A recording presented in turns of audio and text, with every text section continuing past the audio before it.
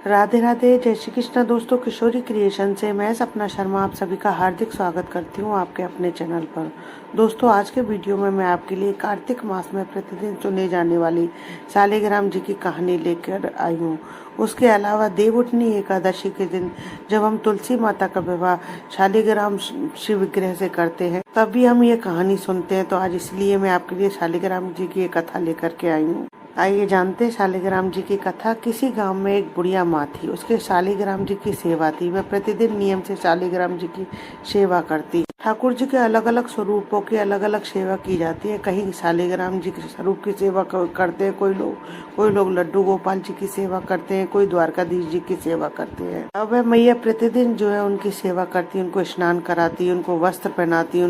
बूढ़ी मैया जो है गंगा स्नान के लिए जाने के लिए सोचती है, क्योंकि सारे गांव के लोग जा रहे होते थे। वो सोचती है कि संग साथ में मैं भी कार्तिक स्नान कर आऊंगी। बूढ़ी मैया जो है कार्तिक स्नान की सारी तैयारी करती है तो उसे अचानक से याद आता है, अरे मेरे तो शालिग्राम की सेवा पूजा कैसे होगी, मैं कैसे जाऊँ। तो फिर मैं सोचती है क्यों ना मैं पड़ोसन से पूछ के आऊँ। तो वो पड़ोसन के पास जाती है और उससे पूछती है कि बहन तू मेरे शालिग्राम जी की 1 महीने तक सेवा करती है कि क्या।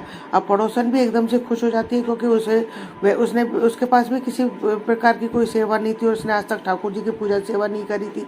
तो वो तुरंत हाँ भर देती है, परंतु दूसरे ही पल में जो है चिंता में डूब जाती है और वो कहती है मैंने तो आज तक कभी किसी ठाकुर जी की पूजा सेवा करी ही नहीं है, कैसे करते क्या करते मेरे को तो कुछ भी नहीं पता है। भगवान की सेवा में क्या क्या करना पड़ता है मेरे को तो ये भी नहीं पता। वह बुढ़िया माँ के पास जाती है तो उससे कहती है कि भगवान की सेवा में क्या करना पड़ेगा, मेरे को तो कुछ भी नहीं आता है, आप मेरे को बताओ।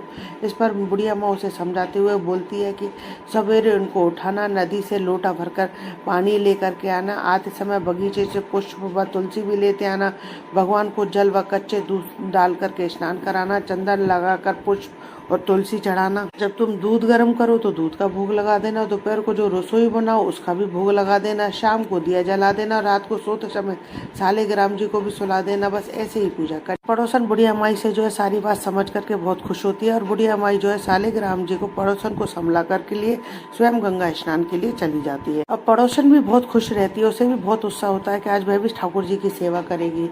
तो पड़ोसन ने सब कुछ बुढ़िया माँ के कहे अनुसार किया। सवेरे उठते ही शालिग्राम भगवान जी को आवाज लगा दी कि भगवान उठ जाओ, सुबह हो गई है। उसके बाद नदी से लोटा भरकर पानी ले आई, आते समय बगीचे से पुष्प व तुलसी भी लेती आई, भगवान को जो जल व कच्चे दूध से स्नान कराया, चंदन लगाकर पुष्प व तुलसी चढ़ाई। उसके बाद उसने दूध का भोग लगा दिया।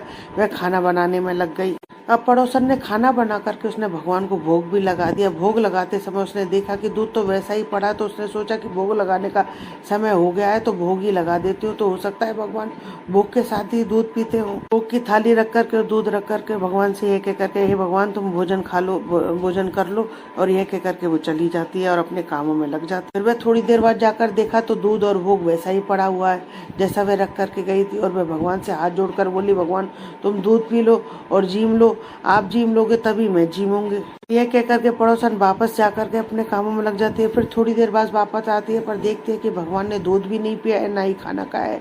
यह देखकर पड़ोसन को तो चिंता होने लगती है। पड़ोसन बोलने लगी भगवान आपकी मालकिन आएगी तो कहेगी तूने मेरे भगवान को दुबला कर दिया, अभी तो 1 महीना पूरा बाकी, आज तो पहला ही दिन है, आप जिम लो तभी मैं जीमूंगी। पड़ोसन बेचारी भूखी ही बैठी रहती है। थोड़ी थोड़ी देर में आकर देखती है कि भगवान से जीमने के लिए अनुहार भी करती है। धीरे सुबह से लेकर शाम पड़ गई। भगवान शालिग्राम जी ने सोचा कि अब तो दर्शन देने ही पड़ेंगे, नहीं तो ये भूखी ही बैठी रहेगी। अब ठाकुर जी जो है भगवान का छोटा सा मोर मुकुट पीताम्बर रूपधारी लेकर पाटे पर जाकर बैठ गए। दूध पी लिया व जीम भी लिया। अब तो रोज ऐसे ही होता। एक दिन भगवान ने कहा कि मैं गाय चराया हूँ। पड़ोसन से कहते कि मैं गाय चरा हूँ, तो पड़ोसन कहती है कि थोड़ी दिन ही तो रहोगे, क्यों गाय चराने जा रहे हो। पर भगवान नहीं माने, हाथ में सोने की लाठी और कंधे पर हीरे मोती का जड़ा पीताम्बर डालकर गाय चराने गए। शाम को गोधूली बेला में गाय को वापस लेकर आ जाते। अब तो रोज ऐसा होने लगा। भगवान रोज दूध पी के जीम के गाय चरा के निकले चले जाते और शाम को वापस आ जाते। अब 1 महीना बीत गया। बुढ़िया माई गंगा स्नान कराती है। ध्यान से निमट करके सोचती है कि शालिग्राम जी को ले आऊं, तो वह पड़ोसन के घर जाती है। पड़ोसन से बोलती है कि मेरे शालिग्राम जी को दे दे। पड़ोसन बोली कि शालिग्राम जी तो शाम को आएंगे तब ले जाना। तो बुढ़िया माँ को शालिग्राम जी के लिए जिद करने लगी और उनके बीच में दोनों के बीच में झगड़ा होने लगा। लोग वहाँ इकट्ठे हो गए। अब लोग पूछने लगे क्या हुआ, तो पड़ोसन बताने लगे। पड़ोसन बोली बुढ़िया माई को समझाओ जैसे इसने 1 महीना निकाला है वैसे शाम तक का सबर और कर ले बुढ़िया माँ। तो धरना देकर बैठ गई और बोली मेरे तो शालिग्राम जी को लेकर ही जाऊंगी मैं तो। पता नहीं तूने मेरे शालिग्राम जी को कहाँ पर छुपा करके रखा है। पड़ोसन बार बार बोलती रही और समझाती रही कि शाम को जब शालिग्राम जी आएंगे तब ले जाना, शाम को जब शालिग्राम जी आएंगे तब ले जाना।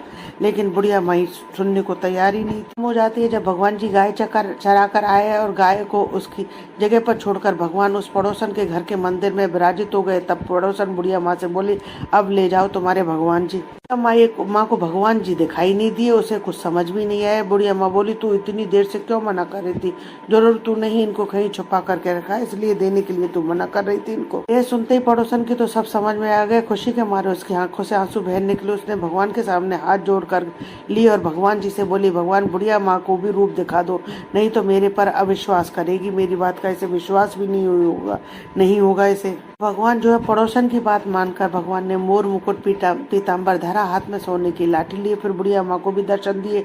बुढ़िया माँ ये देख करके भौचक्की रह गई।